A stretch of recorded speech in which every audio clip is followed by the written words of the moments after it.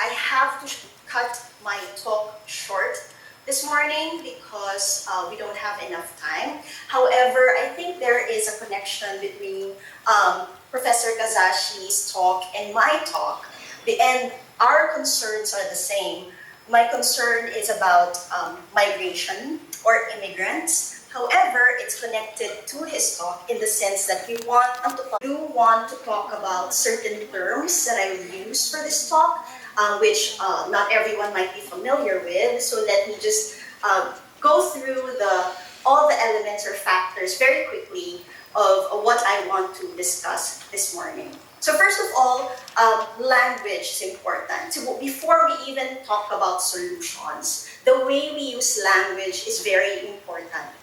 And normally, for example, in Vietnam, you only have one language that you use for the entire country. It's the same in Japan as well. So of course, they use English as their main language, but since it is a country that is open to immigrants, then you have a growing concern regarding how these immigrants are being heard. And these questions are not just language questions. I have to give this talk a bit quickly, but I hope that you still appreciate the discussion.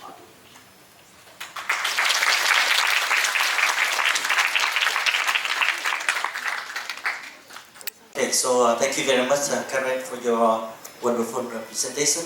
So I regret that I cannot see you in person in Vietnam. Hopefully that you can come to Vietnam sometime, and we will talk more about that. So thank you very much for your presentation. Are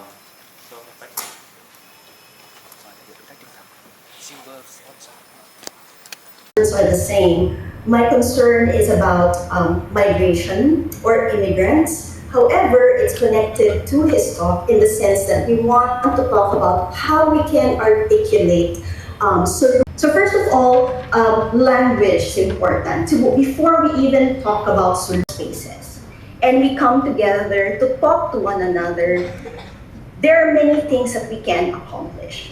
We can accomplish, for example, what I'm trying to say here is that language is important, but we must go beyond that. And how do we do this?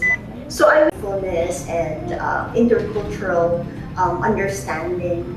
I just wanted to say that I have a very personal interest in your topic, Professor Morley. At the start of the pandemic, cognitive-based therapy of mindfulness-based practices, and it has been so successful in our university that